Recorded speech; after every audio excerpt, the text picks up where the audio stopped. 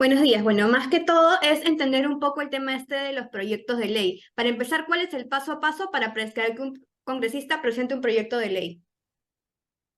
Bueno, en principio estamos hablando de las leyes que deben salir del Congreso como consecuencia del derecho de iniciativa que tienen a quienes les corresponde de acuerdo a la Constitución. La pregunta que tú formulas está dirigida a la presentación de proyectos de ley por los congresistas. Sin embargo, lo más importante es tener presente que las leyes son aprobadas de manera corporativa. Por lo tanto, la responsabilidad sobre las leyes que vigen en el país es una responsabilidad del Congreso y no solamente de un congresista. Entonces, si bien es cierto, existen requisitos para la presentación de los proyectos de ley, creo que antes es más importante pensar qué cosa es lo que debe ser una ley aprobada por la institución parlamentaria, de forma que con la acción que realizan los congresistas de manera individualista, no se distorsione la naturaleza de la ley como un instrumento que estructura la sociedad y que sirve para generar bienestar en toda la colectividad, en el país, en la República. Entonces, si enfocamos el problema de la aprobación de las leyes a partir del derecho de iniciativa de los congresistas, podemos incurrir en un grave error porque los congresistas efectivamente vienen presentando proyectos de ley y se comenta mucho quién lo presenta, qué es lo que dice, qué es lo que pretende, qué es lo que quiere. Pero lo que no nos estamos preguntando con regularidad es si es que esas leyes que son consecuencia de la iniciativa de un congresista son las leyes que deben serlo y si son las leyes que favorecen al país. Entonces, ese proceso no es un proceso individual ni que puede reducirse a la percepción que tenemos sobre el rol que cumple un congresista en la formulación de los proyectos de ley. Antes que los congresistas, existe un paso anterior que es muy importante y que el Congreso lo pasa totalmente de lado porque no le da ningún tipo de importancia. Ese proceso es el proceso de definición de cuál es la visión que quiere tener el Congreso al finalizar el quinto año de su mandato. Si no tenemos en vista qué cosa es lo que el Congreso se compromete a hacer en 5 años, el Congreso y no un congresista, si pasamos eso por alto, obviamente nos vamos a tener que quedar con lo que vamos viendo semanas tras semana, mes tras mes, que son proyectos que de poco le sirven al país, que generan poco impacto para la sociedad y que terminan además desnaturalizando y devaluando el carácter y la naturaleza de la ley como elemento estructurador de la sociedad y del Estado. Por lo tanto, estamos cayendo en una espiral de desorden colectivo que nos está generando la distorsión que actualmente es parte del proceso individualista en el proceso de formación de la ley. Entonces, si debo responder a tu pregunta a partir del enfoque del rol de un congresista concebido individualmente, puedo darte la respuesta que tú necesitas, pero me pareció importante antes de enfocar esa pregunta, tener presente que el Congreso no cumple su rol cuando continúa enfocando el problema de aprobación de la ley a partir de las iniciativas que individualmente presentan los congresistas e incluso que presentan los grupos parlamentarios cuando al inicio de su periodo constitucional no se han tomado el tiempo ni la molestia de enfocar qué cosa es lo que se comprometen a hacer para el Perú en 5 años. Entonces, la ausencia de una visión corporativa del Perú a 5 años es lo que genera que se paren, que se presenten muchos proyectos de ley, que se aprueben muchas leyes y que muy pocas de esas leyes efectivamente le sirvan al Perú. Entonces, no sé si quieres insistir en la pregunta desde el punto de vista del individualismo legislativo o si es que te animarías a explorar un poco más el carácter institucional en el proceso legislativo. Justamente también creo, no sé si es que tiene mucha relación, pero estoy enterada de que existe esta área donde ve el tema de la calidad legislativa. Ese es uno de los pasos antes tal vez de lo que usted me está comentando, o sea, debería pasar el proyecto del congresista antes de proponerlo esta área de calidad legislativa. La pregunta es, si existe un área, un departamento, una oficina o lo que se quiera a la que se denomine de calidad legislativa, la pregunta es, ¿a qué van a llamar calidad? Para empezar, la calidad no se puede evaluar una vez que las iniciativas ya se presentaron. Antes tenemos que saber cuáles son las leyes que el Congreso como tal, con el concurso de todos los grupos parlamentarios, se comprometen a consensuar que el Perú necesita para trabajarlos. Porque si yo creo una oficina que se llame de calidad legislativa o de impacto social de la ley, no voy a ganar absolutamente nada si es que antes no he realizado un paso previo, que es la identificación de los principales problemas, el diagnóstico sobre la realidad nacional que exige y que requiere una solución legislativa, porque hay muchos problemas que en realidad resultan siendo falsos problemas que se enfocan como si fueran a solucionarse con una ley, y la ley no soluciona todos los problemas de la realidad. Entonces, el gran problema que tenemos es la falta de percepción de la naturaleza y de la relación que tiene la ley con la sociedad. La ley tiene una razón de ser, que es un factor estructurador de nuestro comportamiento colectivo. Pero si lo confundimos y creemos, a ver, ¿qué cosa es lo que el congresista quiere, le da la gana, o tiene el deseo, o tiene el capricho de hacer para contentar a un grupo de pobladores que le piden que haga algo, y él, confundiéndolos más, en lugar de orientarlos, les dice, ah, ya, Cholito, no te preocupes, te voy a presentar un proyecto de ley, y termina hasta aprobando la ley, que de muy poco les sirve a la sociedad, aunque contente a un grupo de personas que creen que con su ley son más felices.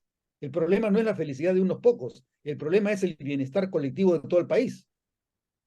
Yo entiendo lo que me está explicando en la primera pregunta, pero sí me gustaría saber paso a paso porque hemos podido identificar que hay tres congresistas que han entrado por Freddy Díaz, Betsy Chávez, que llevan ya casi 10 meses y que no han, ninguno de los proyectos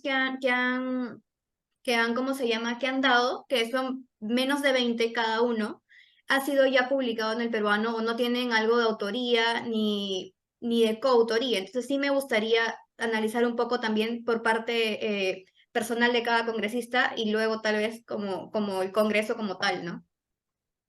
Bueno, en principio, de nada te sirve señalar que un congresista ha presentado un proyecto o no ha presentado ninguno, porque justamente, probablemente uno de los mayores bienes que puede darnos el Congreso a la sociedad es que los congresistas no presenten más proyectos, porque las estupideces que presentan como proyectos de nada nos sirven. A mí no me causa ningún tipo de satisfacción saber que un congresista presenta muchos proyectos. Yo no sé si tú te acordarás o si tenías la suficiente edad a comienzos de los años 2000, cuando había esa competencia de qué congresista presentaba mayor cantidad de proyectos, donde el que terminaba ganando era el señor Xavier Barrón Cebreros, que era el congresista de los viejitos. Presentaba muchos proyectos y conseguía aprobar muchos también, pero ¿de qué servía todos esos proyectos cuando se terminaba inflando la cantidad de normas sin que nadie pudiera saber qué leyes eran las que regían en el Perú? El gran problema que tenemos como ciudadanos es que hay demasiadas leyes y nadie sabe qué cosa es lo que dicen, ni siquiera sabemos qué cosa es lo que nos regula. Entonces, no te sirve de mucho evaluar el desempeño de un congresista, ni la calidad de su ejercicio como representante del país o de la nación, el saber si es que presentan muchos, pocos o ninguno, porque más bien lo que habría que hacer es ver, a ver, cuáles son los congresistas por oposición que más proyectos presentan, a ver si de algo sirven esos proyectos que ha presentado. Así como se puede decir, la señora fulana de tal no ha presentado ninguno, veamos el caso inverso. A ver, ¿qué congresista ha presentado? Muchos. El que más ha presentado. ¿De qué sirven esos proyectos? Esa es la gran pregunta. Entonces, no hay que enfocar el problema de la calidad de las leyes a partir del número de proyectos. Lo más importante es saber cuál es el problema de la realidad que efectivamente tiene una solución legislativa y cuáles de esos problemas de la realidad se están atendiendo efectivamente con las leyes que se están presentando. sea un congresista como las que tú has mencionado, o sea cualquier tipo de organismo que tiene facultad para presentar iniciativas, el Poder Ejecutivo, el Poder Judicial, el Ministerio Público, etcétera, etcétera, etcétera.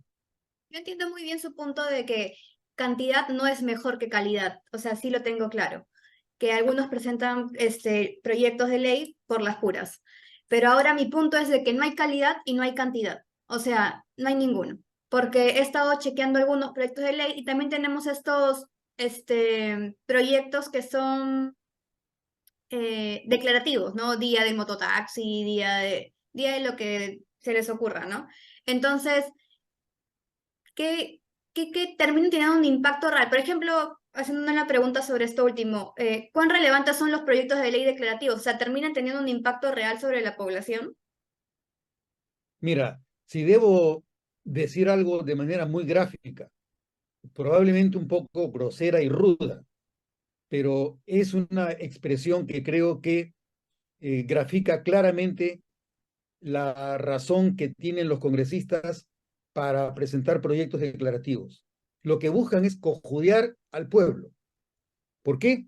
Porque le hacen creer que como presentaron el proyecto y en el proyecto se declárase de necesidad pública e interés social la creación de tal cosa, y el Congreso no lo está creando, está esperando que alguien más haga algo. ¿Para qué le sirve a la población que se declare? Mejor me quedo callado la boca y hago lo que tengo que hacer en lugar de declarar absolutamente nada. Entonces, si lo que yo voy a hacer es utilizar la norma con el fin de cojudear al pueblo, yo no estoy cumpliendo con mi papel.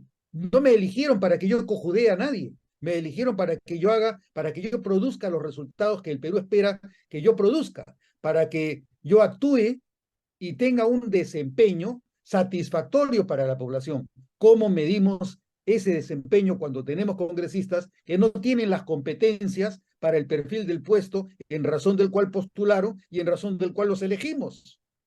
Justamente eso iba, que no hay calidad, o sea, no hay calidad en lo que ellos proponen, pero tampoco hay cantidad, o sea, tampoco hay una iniciativa para presentar algo de valor.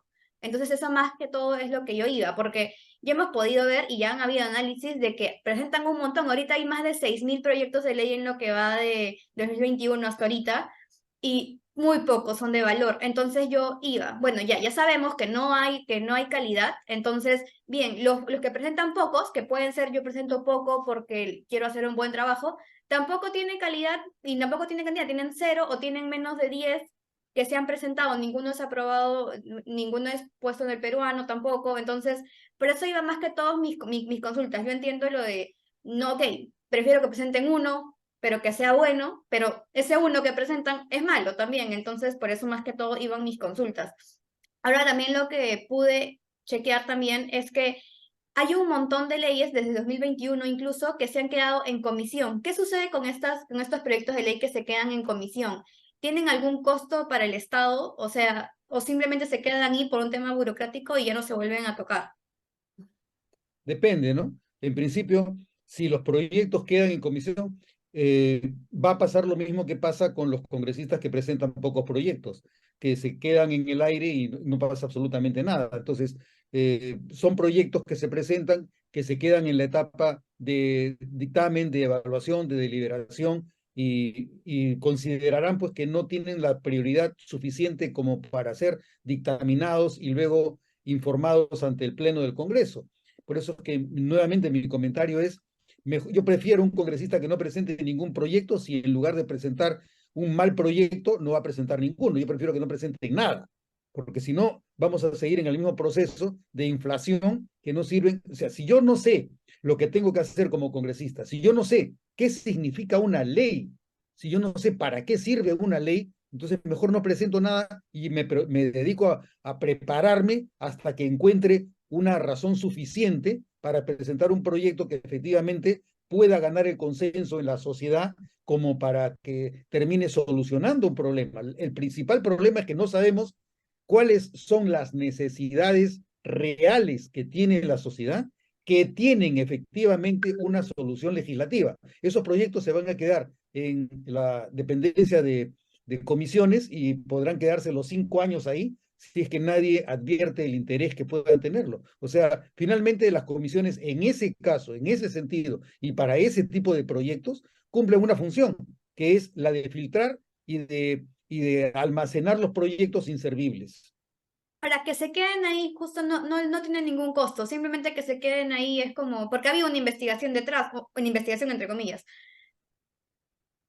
Bueno, no sabemos si es que ha habido una investigación, porque a veces los proyectos presentados por los congresistas van a comisiones y las comisiones no los priorizan y no disponen que se prepare un predictamen sobre la materia, porque ese proceso sí efectivamente representa un costo.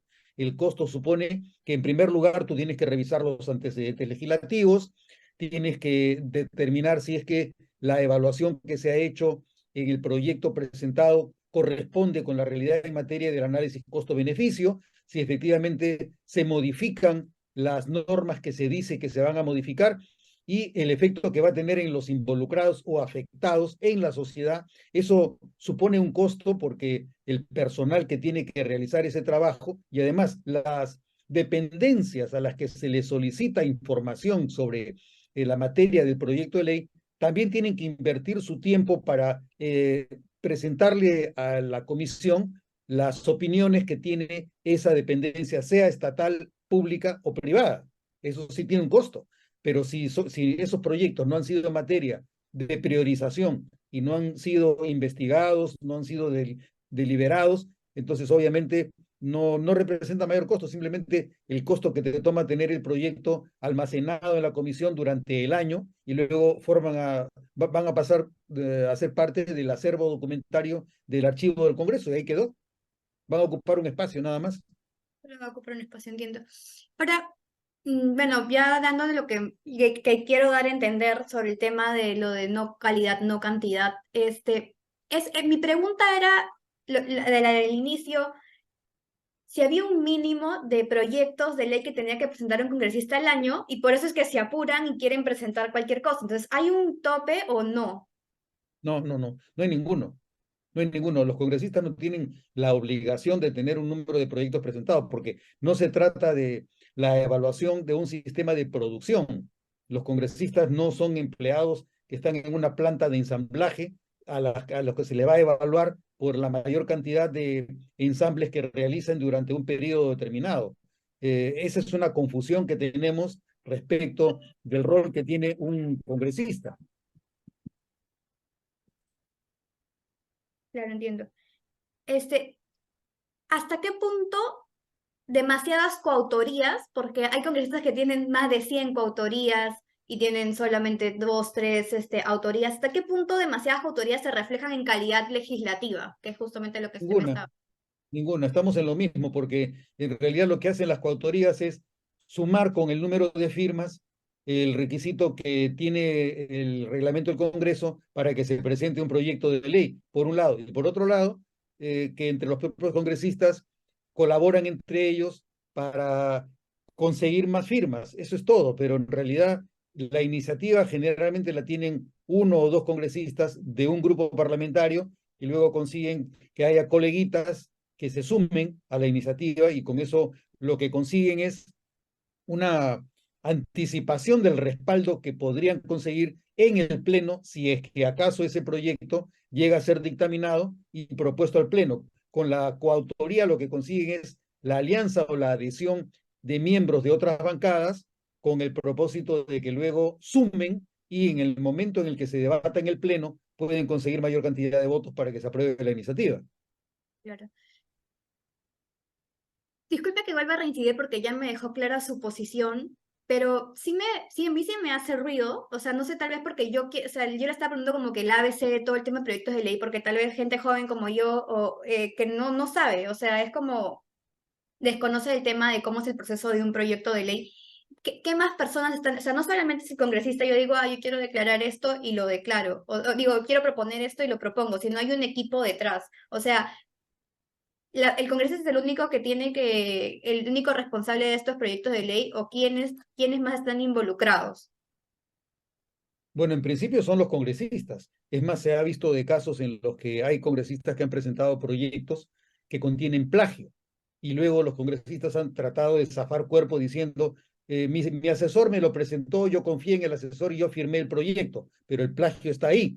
Pero el responsable finalmente es el congresista, por más que luego el congresista despida a la persona a la que le reprocha el no haber sido pulcra en el proceso de elaboración de la iniciativa. Entonces, efectivamente, sí hay personal al que el Congreso le paga para que apoye la labor del congresista. Ese personal consiste en 2 asesores por cada congresista, 2 técnicos y me parece que 2 auxiliares. Un total de 6 personas. Algunos de esos cargos llegan a ser desdoblados también para que eso no abulte el presupuesto del Congreso, pero la merma significa el retaseo de la remuneración que le corresponde a la persona cuyo sueldo se desdobla, ¿no? Entonces sí hay un equipo de gente y lamentablemente ahí también hay otro gran problema que consiste en creer que porque a los congresistas que llegan al Congreso con insuficiencia de capacidades, habilidades, destrezas y competencias, debe apoyarlo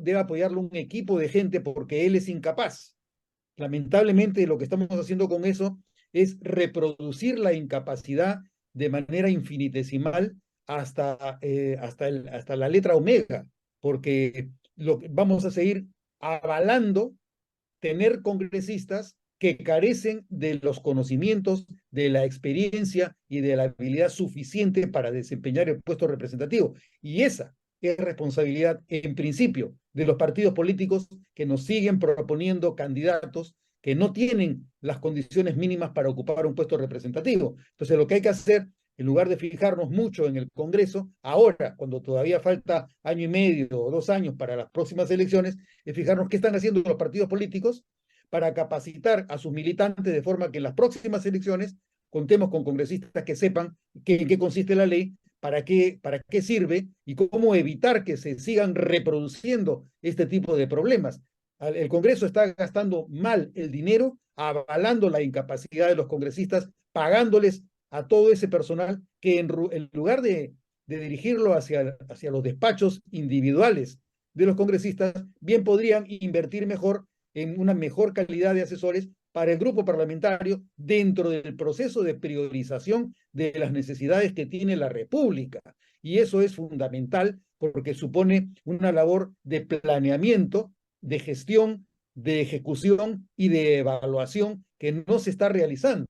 El Congreso no crea valor, no tiene un diseño procesal que le permita crear valor, crear productos con valor y luego sostener el valor que debe crear. Ese es el gran problema.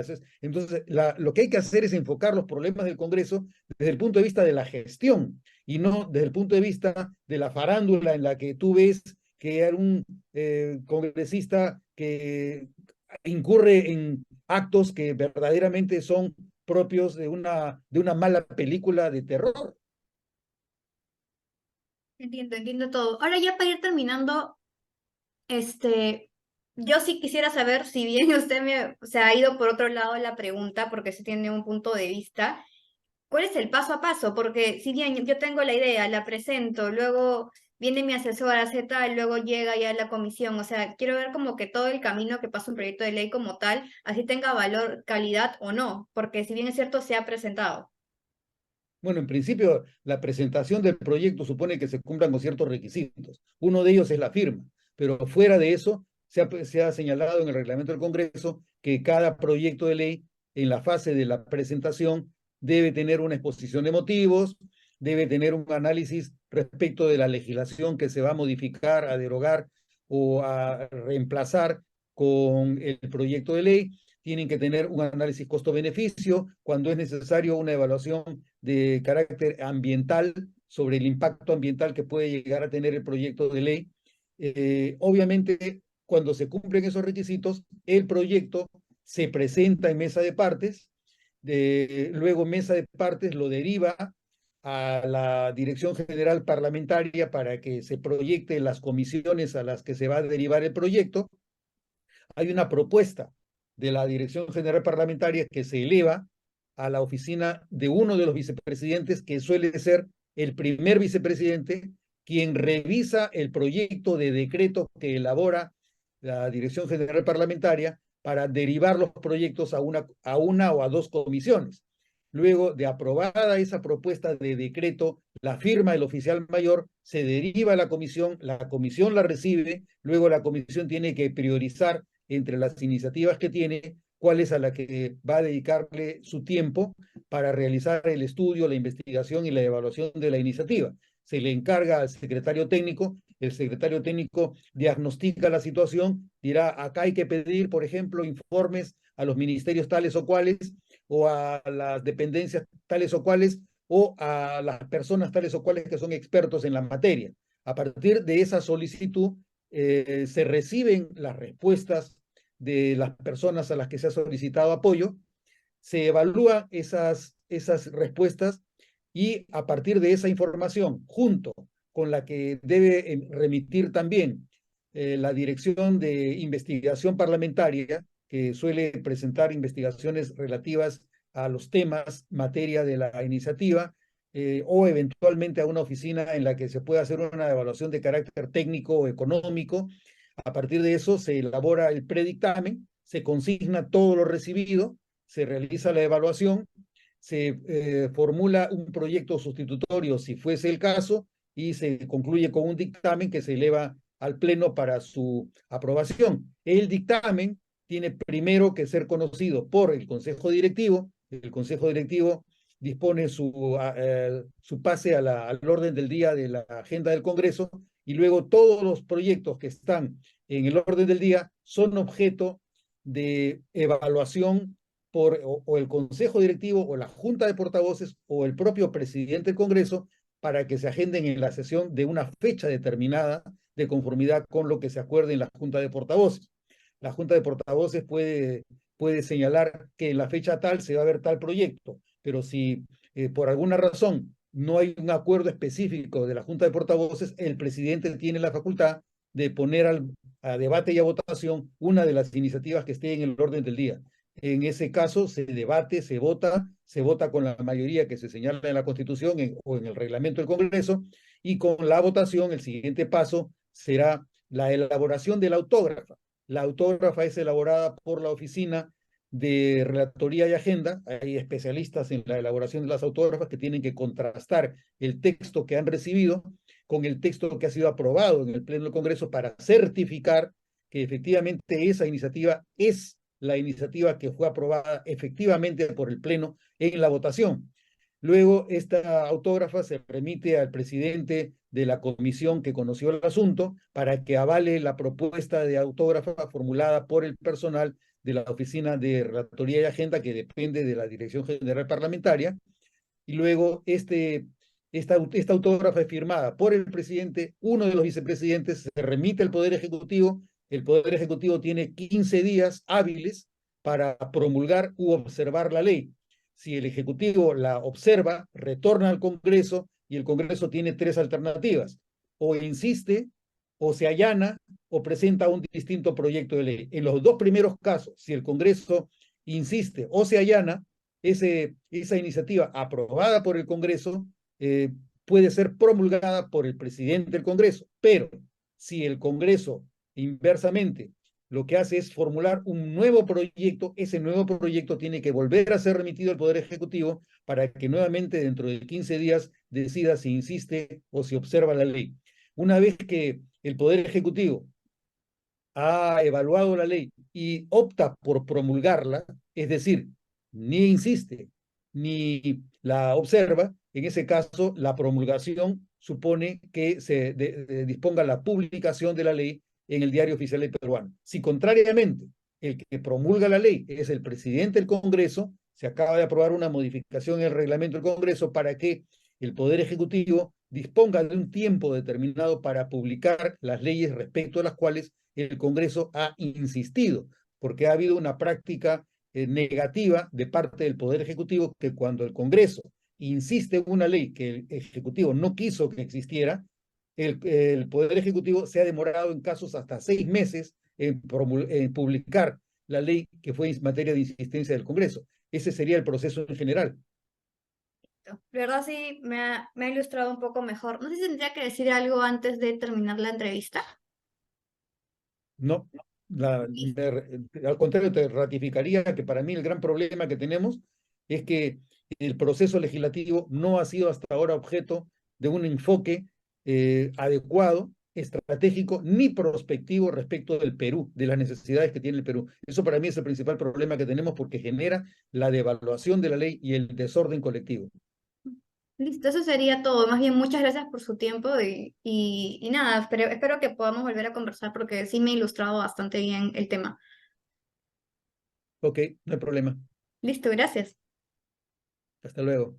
Hasta luego.